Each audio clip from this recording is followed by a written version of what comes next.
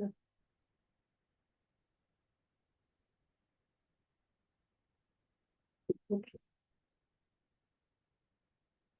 right. Um, Namaste. Um, so we are talking about Vedic social and economic structure. Actually, it has, this is probably the 20th time I am doing the caste system under different headings for the international audience in different conferences. And every time I'm doing it, going over the whole thing, something pops up in my head and linking the dots, I find that the entire system, the democratic roots of political structure are hidden. So this time I added that, thinking that this is something totally, not talked about. In fact, probably nobody even looked at it from that point of view. So I was very happy to discover this link in my own mind. And before we begin, or after that, I think before we begin, there is one point that is raised. Number one, this relates to the previous lessons. One of them is were the women forced to observe fast? And my answer is absolutely not. Absolutely not. And most women don't even observe all those Ekadashi and whatever fasts are observed by women. I did fasting myself on every Monday for a long, long time, but that was my own feeling and my own desire, and it has nothing to do with anybody else. And that is one question. The second was, how do you write Om? So AUM or OM. In writing, you can write just the symbol Om. That is one of the vowel sounds. But when you are pronouncing it, then it has a 2.5 meter duration of saying it. It's not like chanting, but the way it is said, it's the only vowel sound in the dictionary of any language which has one symbol, alphabet, and 2.5 drag notes. Okay. So these were the two questions. And across the species, is there a transmigration? That's a longer answer, and I will do that after at the end. So we start with Vedic social structures, and now this is how it starts in the textbooks, even in India. When we were young, it started with not Varan Vyavastha, but caste system, because it was done in English. And the most appropriate, I mean, in those days, we grew up in independent India, studied at least. And it was amazing that in independent country, you are using a word which doesn't have any connotation in any of the Indian languages. So, but then that is how and the heading of the chapter was. So the word caste did not exist any of the ancient languages. I have seen the structure of how the language uh, pyramid became evolved in different ways. Derivatives came up, and some of the languages were lost. So that's a separate lesson also. So how did it get tagged onto Hindu Dharma? You see, what has that to do with Hindu Dharma? Hindu Dharma is a cosmic reality, moves by itself. We are all part of that world, time, place. And how can anybody add anything to that cosmic reality or that world of rit, which is uh, change of seasons and the actual cycle of the cosmos. So here is the answer to how, why, how, and why, and whom, by whom, who started it. So this is the government of India, British India, and please, I have flashed it several times, and I want everyone to write it down, this whole thing in big font, so that everybody knows that we are talking about uh, something we have absorbed, or we have etched in our mind, something which, even by their own admission, doesn't exist or did not exist. So he says, we pigeonholed everyone by caste. Because in Europe, there was feudalism in the 17th, 16th, 18th, 19th century also. So there are aristocrats, then there are feuds, and then there are farmers, and then there are serfs. So these are like lower classes. And within that, they put everybody, accordingly. So we pigeonhole. Now, using the lens, when people use the wrong lens, then and if we are asked to see through that lens, then what happens? We are using their perceptions, and we are using their projection as well. You see, first of all, we are using their lens instead of our own prism. And then we are absorbing their perceptions and making their projections that it causes poverty, it causes boxing, and this and that, oppression, and a whole lot of modern tags like Dalit, oppressed, broken, and like that. So he says we pigeonhole everybody, label them with the name of hereditary occupation. The occupation is not hereditary. Even in the most ancient times, some of the people, Brahmins, they went into military, and like Dronacharya and Kripacharya, they were warriors as well, and taught military warfare and as weaponry and rules of war. So mobility across occupation was always there. So where is the hereditary business? The sense of belonging is a different thing, that we belong to a certain group. And obviously, we enjoy the opportunities which are given by the parent. You see, I'll give an example of that. So here he says we deplore the caste system. It is deplorable the way they have described, and its effect on social and economic problems.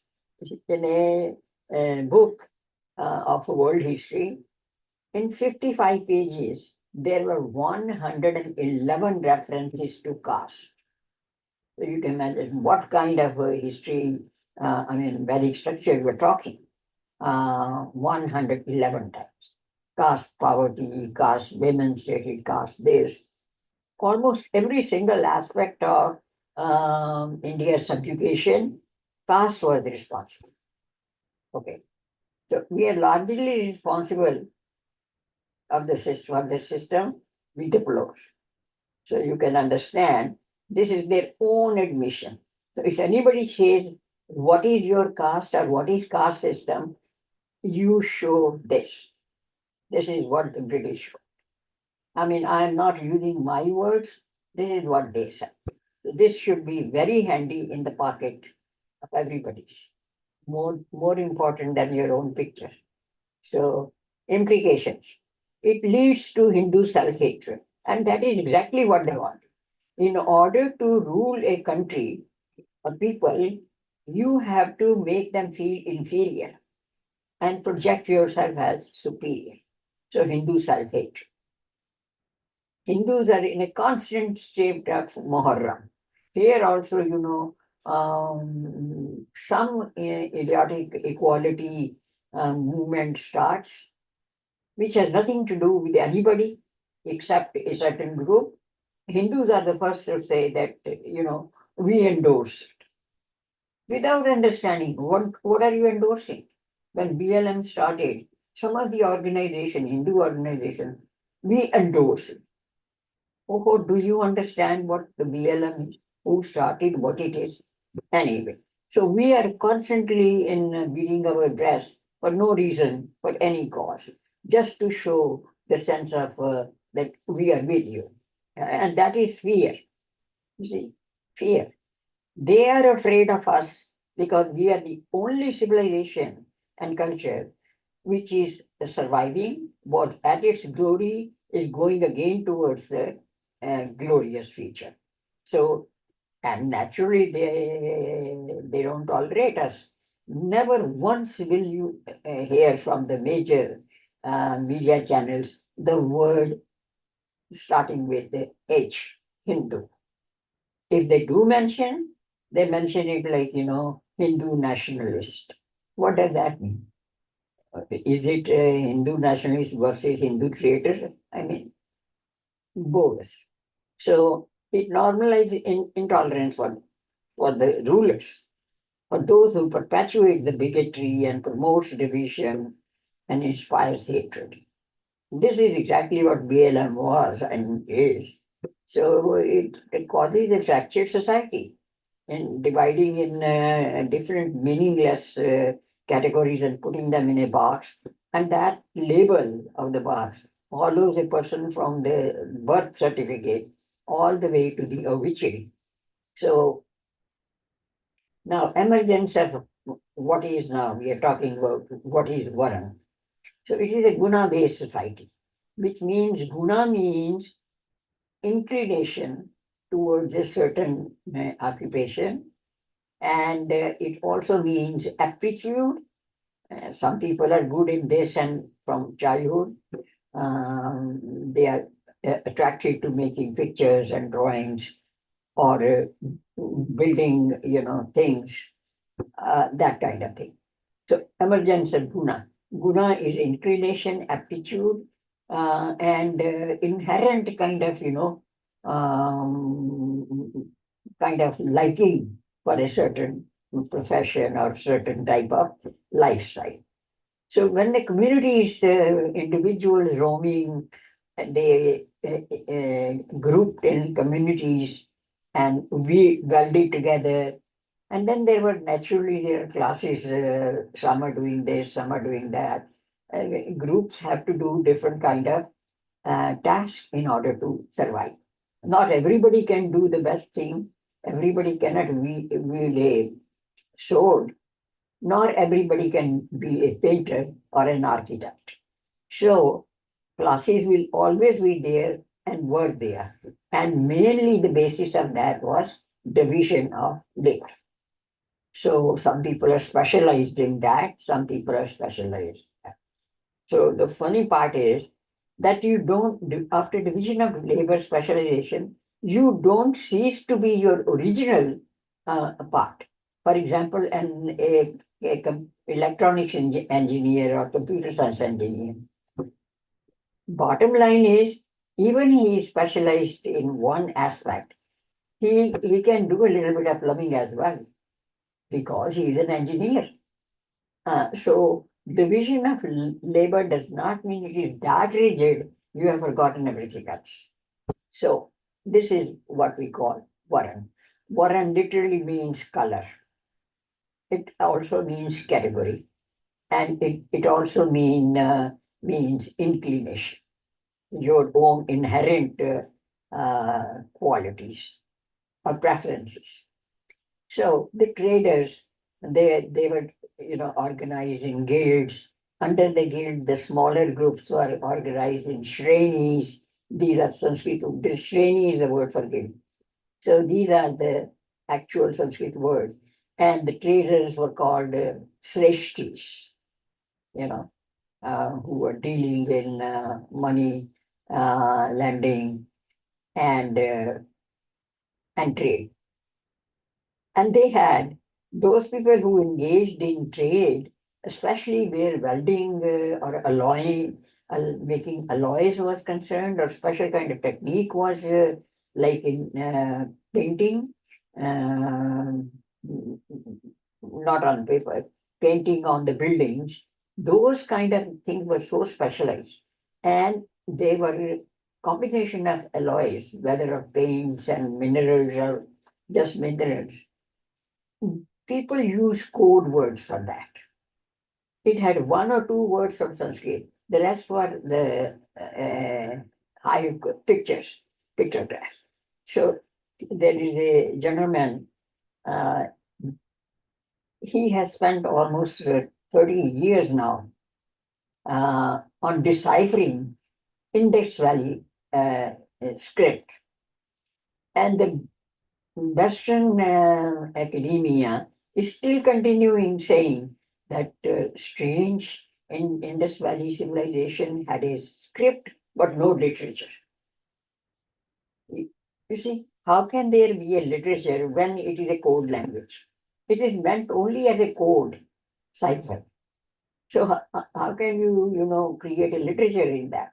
Literature was existing in Sanskrit, but Sanskrit words were used with certain kind of photos and hieroglyphs, and that the other person handling it would not know the combination of the alloys.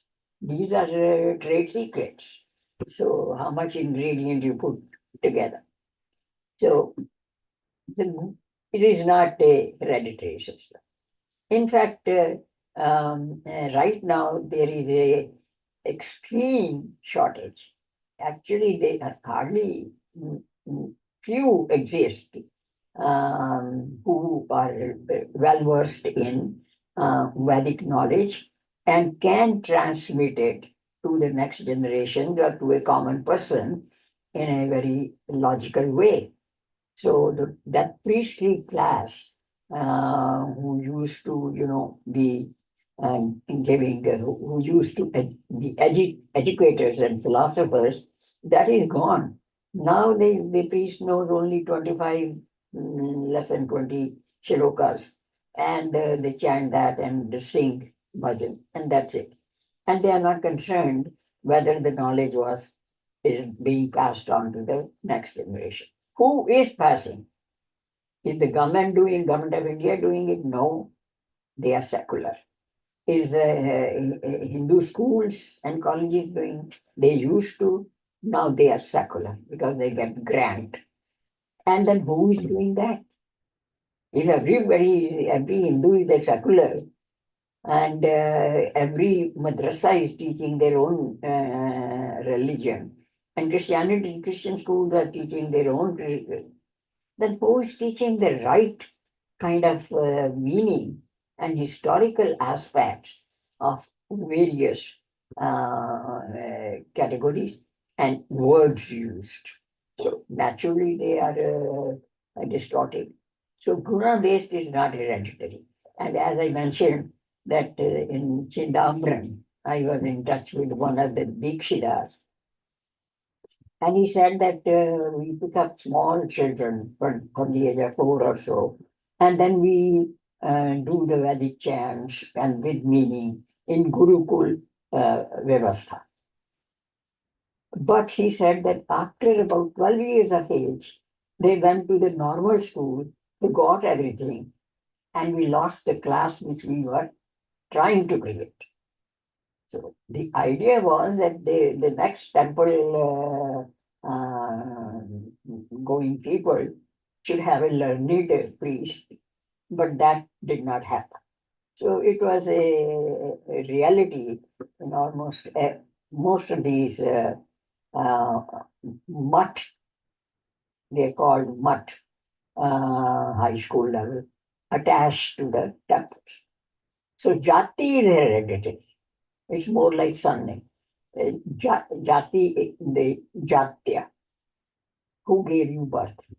So that name, just like Kunti Putra, Devaki Nandan, Jashoda Nandan, that kind of thing. So the last name, that refers to Kul Gotra, and that still is part of the Sankalp mantra.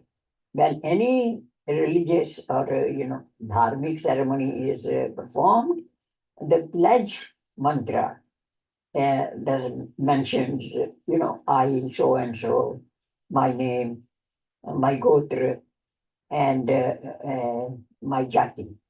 Hmm? Cool.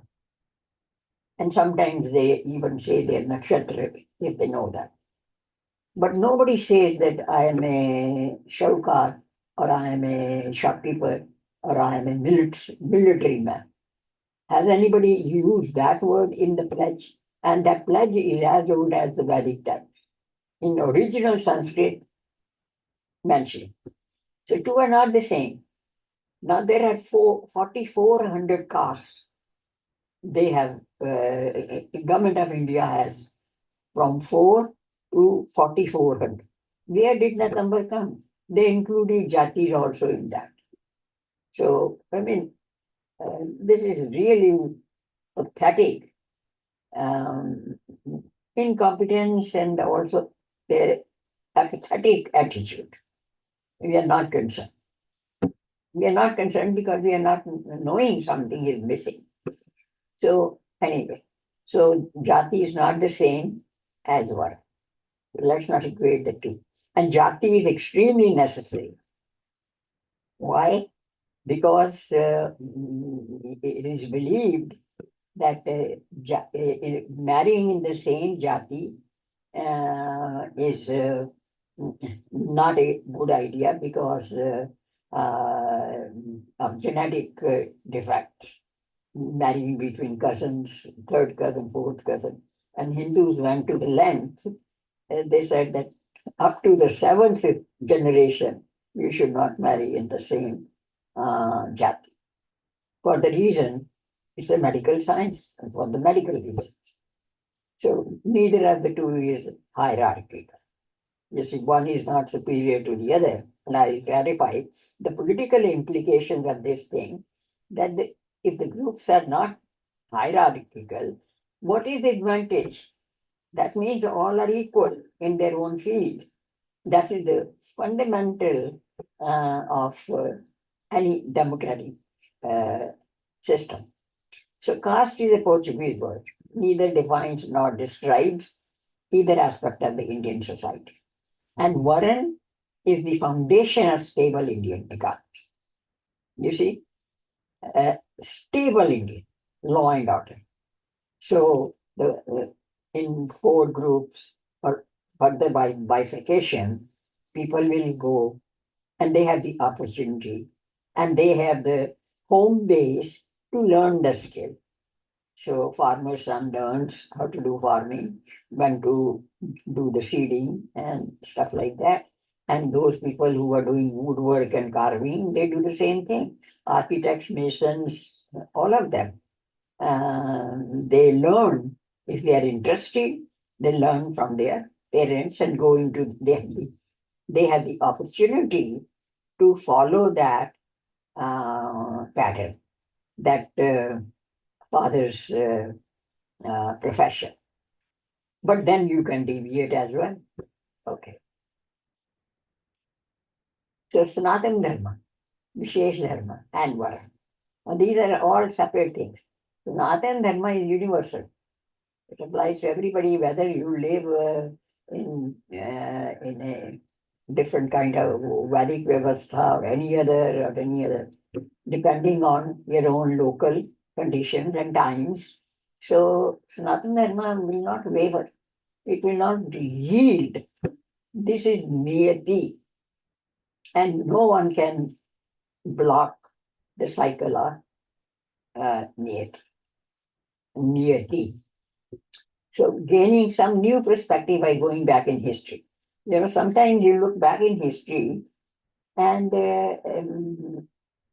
you go through from one part of evolution to another and you link the dots and you get a whole different perception.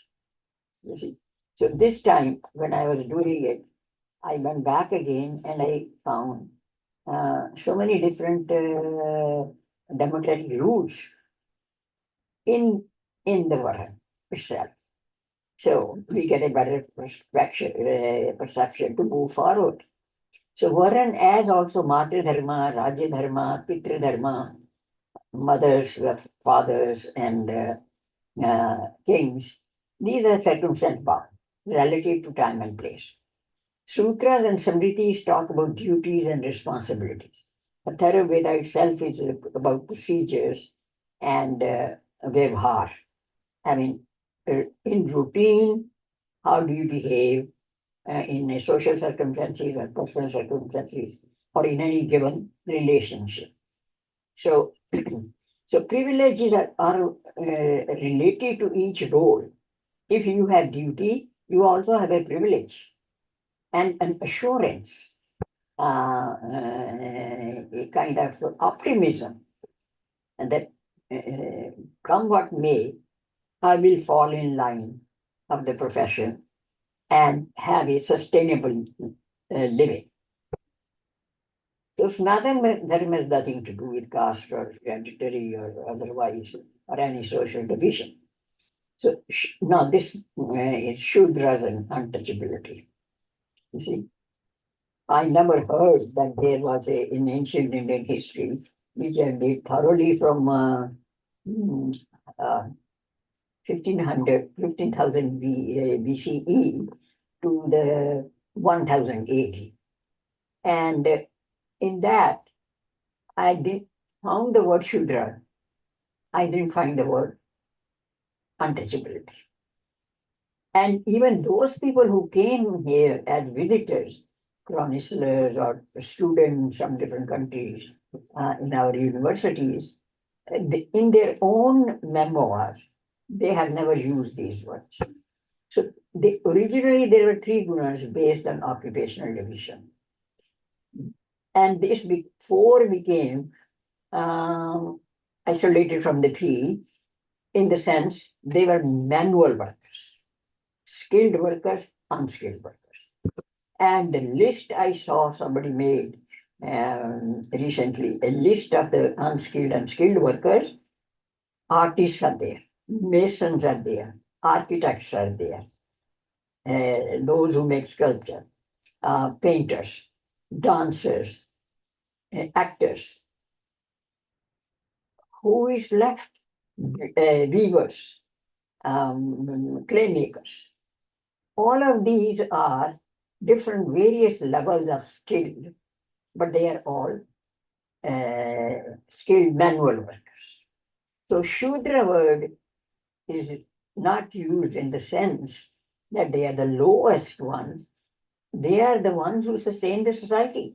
If everybody is trader, thinker, and fighter, then who is going to be doing the jobs? India was famous for manufacturing. Four different um, yarns were invented by India. The jute, linen, silk, cotton. These were originally coming from India. And it was not the military person doing it. It was not the trader doing it. It was the skilled and unskilled workers. So who were Shudras? To me, I think to some extent we are all Shudras. We are doing menial work at home. And nobody points out that you are untouchable.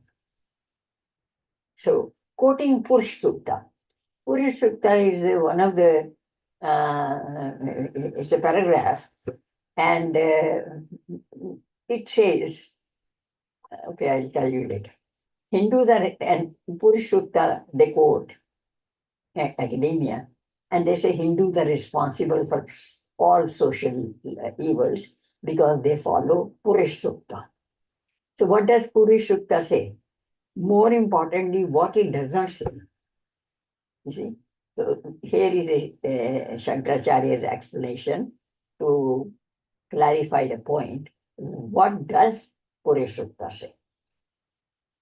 Purush Sukta says that from the head of the Purusha, which is Brahman, the scholars are born, philosophers are born. And from the arms of from Brahma, Kshatriyas are born, fighters, administrators.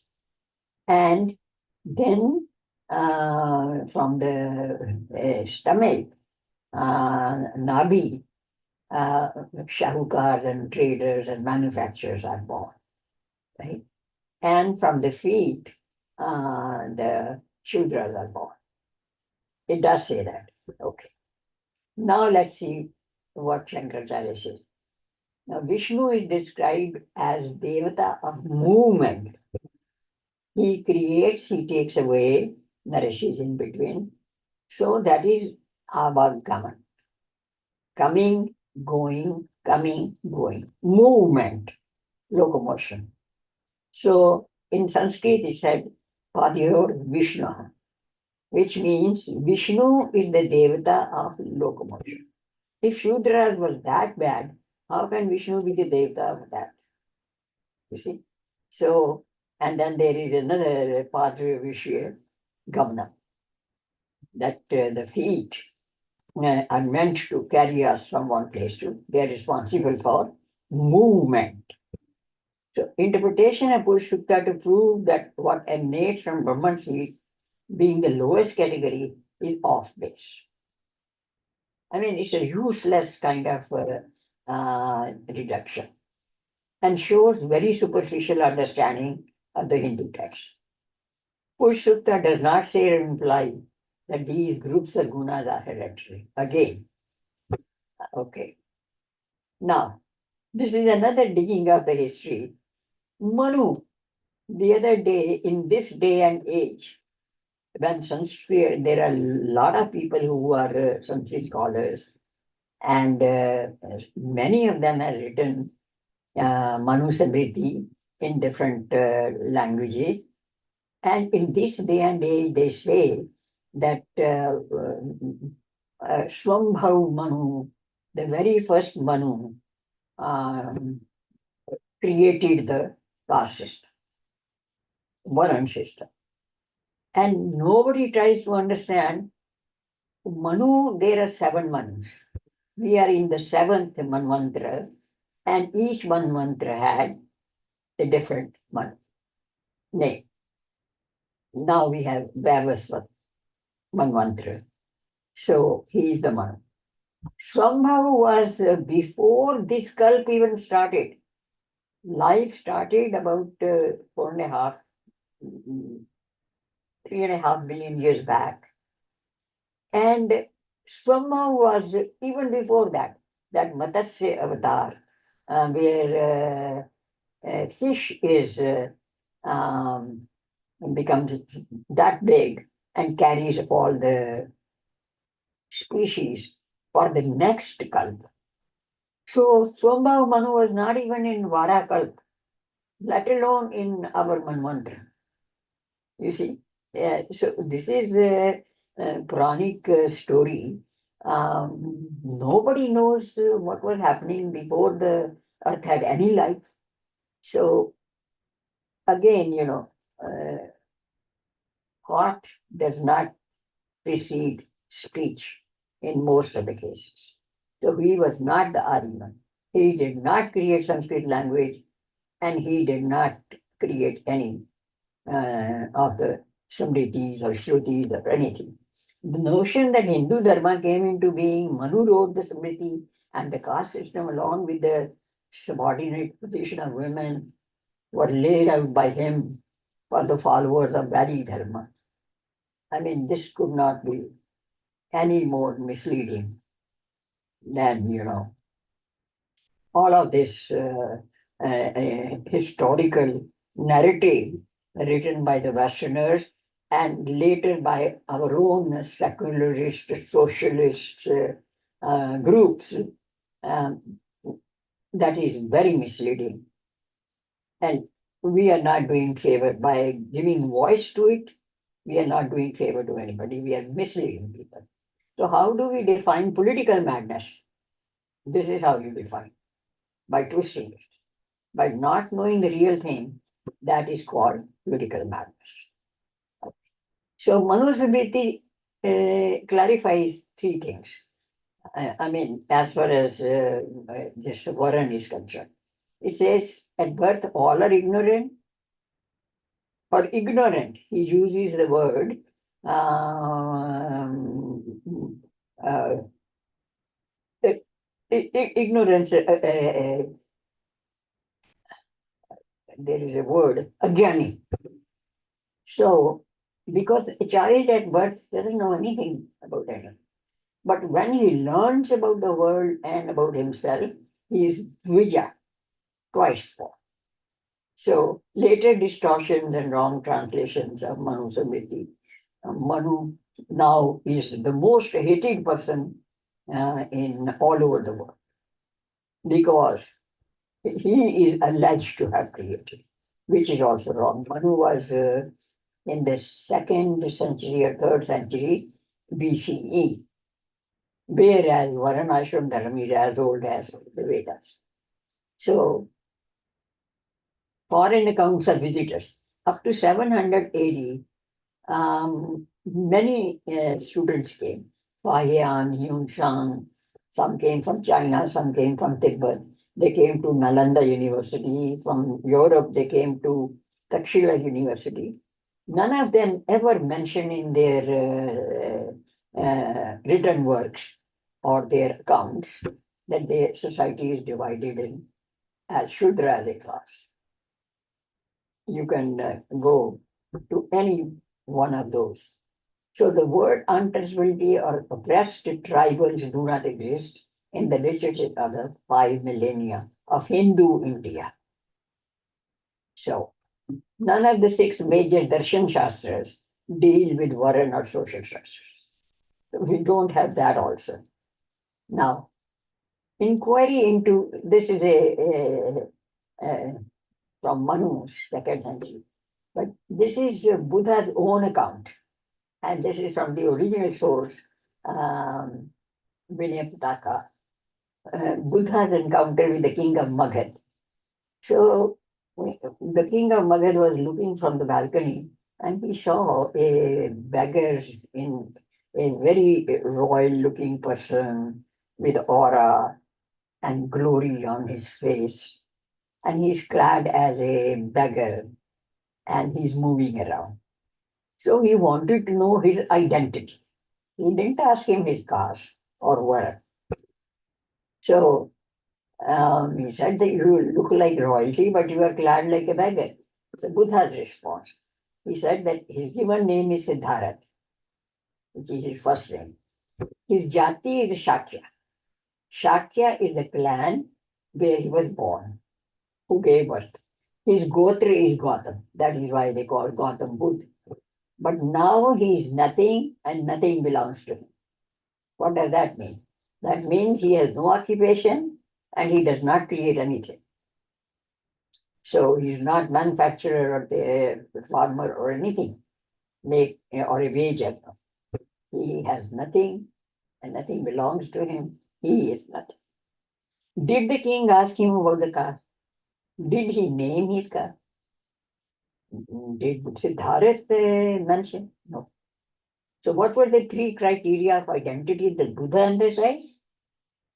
Buddha, and this is another fundamental wrong being done by the Buddhists.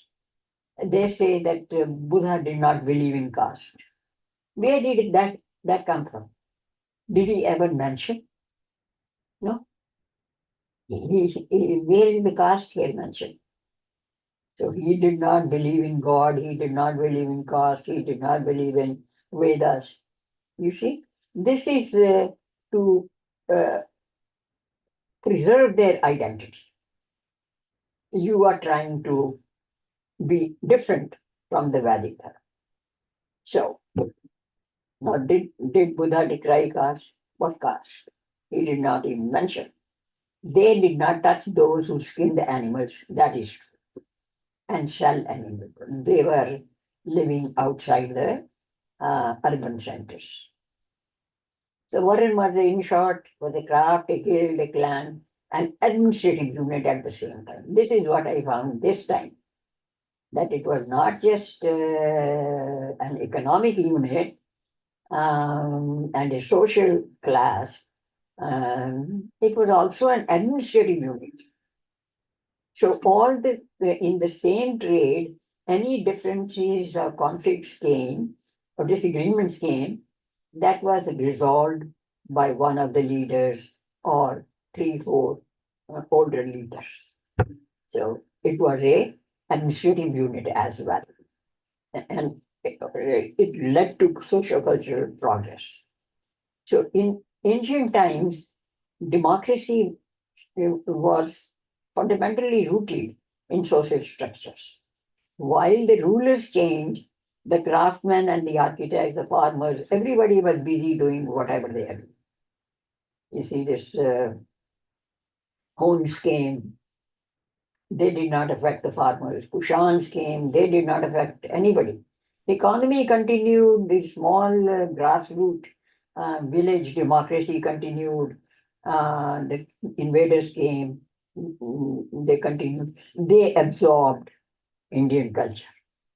So everything went, which means that this system itself creates a cohesive unit, which is not broken by the political changes or political atmosphere. So compare European economic system in the same time, up to the 18th and 19th century. What was the society in Europe? Has anyone ever compared?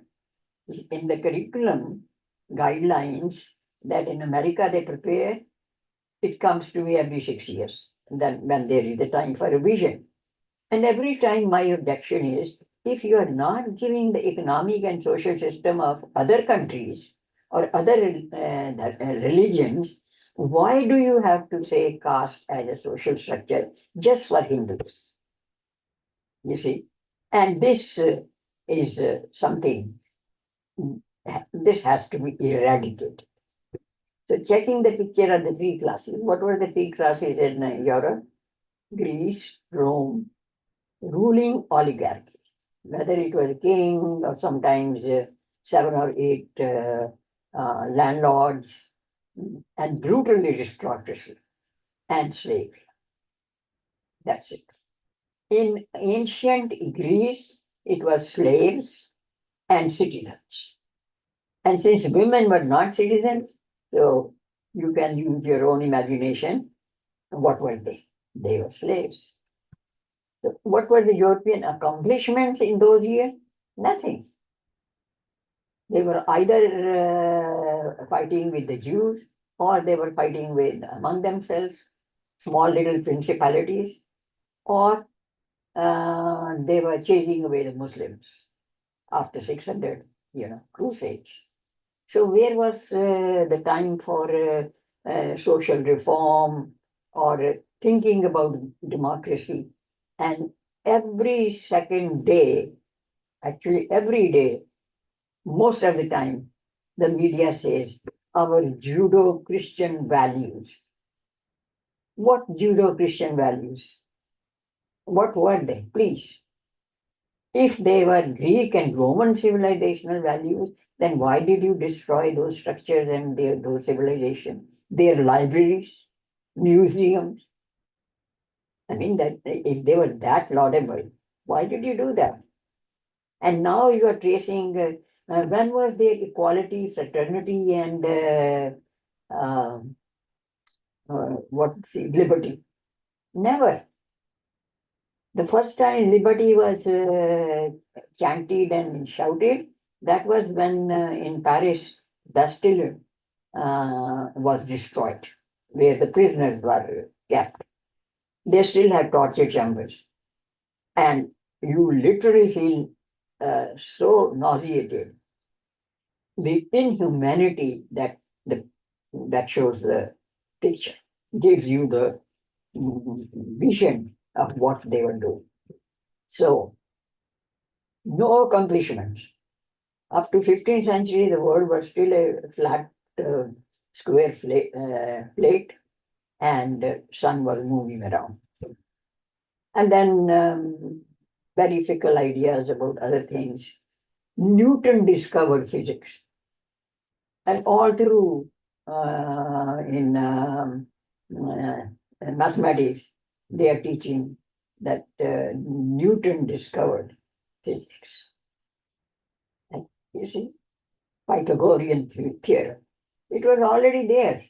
Otherwise, how would they make the square structure with the same area of the circle within it. That is how some of those Yagya Kund, Havan Kund were. That square is there, and in between the same uh, uh, square feet area was inside that. So this is a very advanced mathematics. Now, Mangasnes came in the 4th century. Chandragupta Maurya was the ruler, and he wrote the book Indica. The fragments are available. The full book was in Alexandria Library, and I already told you what happened. So he mentioned 7 classes, philosophers, where he bracketed Brahmins and Buddhists, husbandmen, farmers, shepherds, artisans, soldiers, civil officers, ministers. Who were in this list? Shudras. And who in the list is untouchable? He did not mention anything. So dynamics of social structure. So the first equitable social structure. This is what we have to remember about the world. For the members of a Jati, they are not excluded from other groups. Actually, they gain a sense of belonging to a group with all the privileges and need to opportunity to expand. So they can skip their group and go to the other one. Should they have a sense of belonging as well as opportunity for growth or other kind of experience. So it is not a static thing, it's expanding with needs. It maintained order and the social structure through upheavals. When each did his duty, there was a self-imposed discipline. See, you are an apprentice, you have to follow the rules, and there is discipline. So some classes became larger, others shrank, and the one which shrank was the Brahmins. They were the first to be killed, and then the second one, the Kshatriyas, they were killed in the warfare. So by and large, Indians, the expanded class was traders. They were needed. Who will produce in agriculture stuff and others? And who would do the menial jobs? So the rulers don't do it. Imposers don't do it. So naturally, some classes shrank, others expanded. The economic value was opportunity and assurance for a career, offered opportunity to move into different careers, created balance and order, absence of hierarchy. Nobody is above me or below me.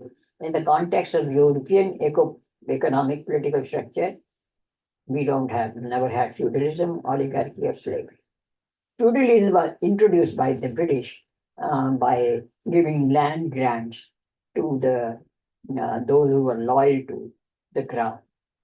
And then they started feudalism. So peeling with layer by layer. Did upper class Brahmins ever rule India? They are incapable of ruling. They are philosophers immersed in discussions and finding fault in logic. They can never be united in any opinion. That is what the Vedic literature, post-Vedic literature explain, that two rishis will not agree with each other. They can never be administrators. They can be advisors. So did Shastra mandated or no? Sanatana Dharma started the caste system, was created by them? No. Shouldn't we decouple it now? Absolutely. Social structure has nothing to do with cosmic reality. Assertion, democratic values emanated from Judeo-Christian values. Wow. Nothing emanated. Democratic values were started by, first loud slogan came from Rousseau. He was a French philosopher. He says, man is born free, but everywhere he is in chains. That is the first shout for liberty. And that was 18th century. So Demos are missing in those so-called democracy. Equality is missing, fraternity is missing, liberty is missing. So why would migrants leave their countries if they had democracy there? They were under the papacy. Pope decided the marriages between different countries, marriage alliances. So where was the freedom, equality, and liberty? And if it was so, then why would the migrants leave their countries? Unless they were fools. So deep in European history and building the global context is very important. So did Shastra ever become law of the land? This is again something important. This is where the political structure comes, democracy comes. Shastra never was the constitution or instrument of policy formation. Arthashastra was a guideline also. Vidur Niti, Bhisham Niti, they were guidelines. They were never the constitution of the country. Manu Samriti, never. Is Indian constitution based on Manu Samriti? Nobody knows. The people who made the constitution, some of them didn't know how to sign their own name. So they were a Guta. So no to all of these. On the other hand, slavery was allowed in the constitution of the democratic US. This should be highlighted in very bold print that you wrote the constitution and introduced slavery constitutionally in the written constitution. So, true to their nature, they decimated the natives and enforced foreign ideology on them. Was this democracy? So, now momentous advancement, creation of political order. This is what I learned recently, that grassroots democracy was always there, panchayats, and then there were checks and balances. This is what I found out, that all four groups, they had not complete centralized power. For the reason the Brahman had knowledge, no money, and no power. The Kshatriyas had the strength and organization of army, but they had neither money nor the Gyan, which they acquired from the Rajguru. Okay, so and the traders and manufacturers did not have the royal authority or the army. See, so automatically there is a difference of power. No one group had ultimate power. And the manual workers, they had skills and they had organizations, but they had no money. They were wage earners. See, the kings used to patronize them, giving them money. So each group lacked what the other group had. And altogether, checks and balances applied. The Brahman checked the Kshatriya checked the Brahman, the two checked the farmers and made rules, gave grants, and the farmers gave them the taxes. So ultimately, everybody depended on those who were produce makers, industrial workers, organizers of industries, innovations, and making, metal industry. So there was a division of power, and then there were checks and balances. Each was responsible for his own. And there is a saying that if the Brahmins rule, there will be anarchy. They won't agree. They'll continue word fighting, discussions. If the farmers rule, it is called capitalism. If the king rules, it is monarchy. And if the manual workers rule, it is socialism. This is the recent interpretation of what should be the best power system? uh, Democracy, monarchy, oligarchy, or what? So in ancient times, the body politic was kingdoms, Mahajanpadas, which were self-ruling republics, grams, they were their own panchayats. Outside the kingdoms, they were Adivasi, forest dwellers. They had their own customs and rules and they owed nothing to any king. Tribals, small groups, some very big groups. So, and in the English translation of Kalidas's uh, dramas, they have written Parvati and Buddha were tribals. Buddha was tribe. One of the Chinese scholar I met in a conference, he was fiercely, angrily telling me that Buddha was not Hindu, he was not Indian, he was a tribal. Tribe of which place, if he is tribal? So, Parvati. Parvati was oppressed. Parvati was not even a real person. So, in the Sankalp mantra, pledge taken before the Yajna, this is as old as the Vedas. It mentions the name Gotra, Jatya. It doesn't ask for an occupation. Pledge has not changed. It has a continuity. Right now, when we say that in the year, we mention 5225, 27. This is the current Kali Yuga year. So it shows continuity from pre-Vedic times to today. Now, challenging question. Can anyone describe a better socio-economic system anywhere else in the ancient world? This should be the question posed to every academia.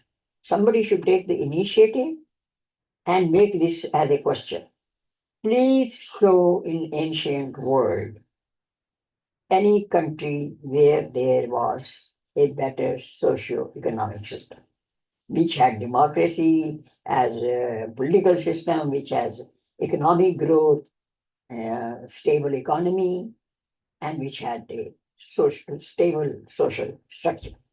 Should students learn to view events in the global context? Of course. If they don't, then they are being misled. You cannot compare modern times of democracy and compare it with Indian times, of which you have hardly any knowledge. So this is a pretty, thought-provoking, and it involves activism. I have done my own fights with the Board of Education and with the State Department of Education, almost everybody, and failed. Because when a person fights, it becomes just a complaint. She is just complaining. But when the large groups do, it becomes a movement, it becomes a protest, and petitions are written. And at this time, none of the Hindu organizations have that kind of capability or desire to do that. So if listening to these kind of lessons, some people muster the courage and organize groups, small group or bigger group, and alliances with other organizations to fight for correction of the narrative, because it impacts when this caste system and the stuff is taught in the classrooms. Hindu students feel like going under the table. They feel so ashamed of themselves. So having said that, this was a lot of material to discuss. Thank you very much. And if you have any question, namaste.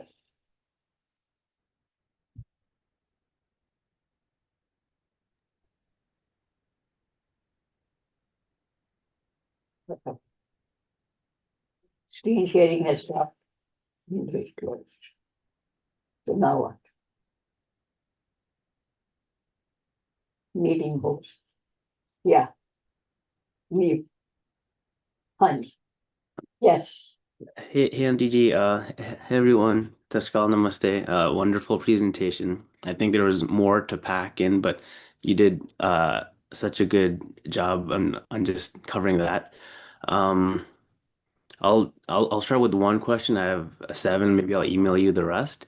But on um on uh on reincarnation, Yeah, if that was we the question you asked. well, if you know, if someone subscribes to the notion that reincarnation is real, then Yeah, isn't it challenging to judge another Atman if like, someone else could have been a painter in a past life, or before that they were something. So to look at them and say, your I caste, understand yeah, evolution from one species to another, mm, or de-evolution from one species to another. That's what you're asking. yeah, So the line which four words, sanctity of all life. mm, You sanctity of see all life. Yeah, why? Because you never know in which yeah, yoni species you mm, will get birth. And so the two words which are used in Sanskrit literature in this context, that Atman goes, merges in the collective consciousness, mhm, and according to their virtues and good karma, they stay there for a little while. mm, And then they go towards the next one. mm. And they have the word Narkadwar. Narkatar. Okay. Narkadwar. So Narkadwar means you go in the lower yoni. Mm. If you are very prosperous, you may become very poor. Yeah. There's a Yeah, word for that. Oh, okay. yeah, Okay. within the species. But Uh, across the species also, uh, mm, that is a possibility. I mean, who can really verify it? yeah. Yeah. Because at birth, the child remembers what Mm, was my previous birth. He carries the imprints in his Atma, mm, which are called sanskar, previous Janam sanskar. Those sanskars remain, but the memory of events mm. go. The moment the child interacts with the world through speech, I see. he does not remember. I mean, this is the divine. Otherwise, you are living in the past for seven births before. How can you perform? Yeah. I mean, so this is, I mean, interesting. Divinity is inexplainable, but it Mm, is also mysterious, beyond. In fact, it is terrifying when you immensity of it. Okay. So, any other question? Nobody. um, Rajiv, that's it. Okay. Kamlesh, I think we can stop here. Yeah, I can stop if Yeah. there is a question. Actually, some people give me the feedback by email or on the WhatsApp groups, and I try to make a note of it so that I can clarify it in the next lesson. So, if you have any of the misgivings, something I did not explain properly, or you are still little hazy, and you can ask me and I'll touch it up, or I will reply by email. So that is absolutely essential that we are on the same page of understanding, if not in the perception. Okay? All right, If you have then. any questions, just ask, because one of the purposes is to record you on the video, right? So if you get any questions in email, and if it is a good question, then just mention it here. Yeah, yeah. On free will, don't we pick our parents? What's the question? What was Buddha's original impact? The story has been adapted, changed. Yes. Actually, Buddha's original purpose was Sanatana Dharma is an umbrella. Hmm. In my last, I showed that it is a infinite kind of umbrella in which small little sections are there. One of them is Buddhist, one of them is Sikh Dharma, one of them is Jain Dharma. Each took one aspect and tried to understand how to avoid suffering and misery, how to be liberated from anguish, from double mind, conflict, and all of those mental issues, and how to do that. So Buddha found the path, a eightfold path. That was to avoid suffering. You don't desire anything and you don't possess anything. So those monks did not have anything. If you ever get a chance, go to Ajanta caves and you will see how low were the monasteries where people could not stand straight. And that is where they meditated. The level of austerity, it's all mountain ranges of Vindhyachal mountain towards Satpura valleys. So that tells you Buddhist architecture. I went to Sanchi, and that is where he gave up his life. He got nirvana. Again, there is no other murti, there is no other, it is just that you are trying to avoid misery. That's it. That Siddharth, Siddharth is the name of Hasjan, what was the name? S. Siddhartha? That German guy, he wrote the book Herman. I think Herman Hesse. Herman Hesse. Yeah, I got it went out of the long-term memory. Okay, Herman Hesse. I read that book. And it is total fiction. It has nothing to do with it. The first thing when you are opening the page, you tell yourself, this is not about Gautam Buddha. So if you really want to get something, there are translations of Vinay Pataka. And there are other books also. I have written a whole thesis on about 50 pages on Gautam Buddha. And when we come to Buddha, I will mention that. So this is no deviation that he did not deny the existence of God, he denied the existence of caste, ye wo, ye wo. None of those things. His motive was how to avoid suffering. Similarly, the motive of Jain Munis was how to avoid misery. And they focused on austerity, fasting, austerity, and then sanctity of life and all that. And then Sikh Dharma, when it came, it focused on bhakti, devotion, humility, service.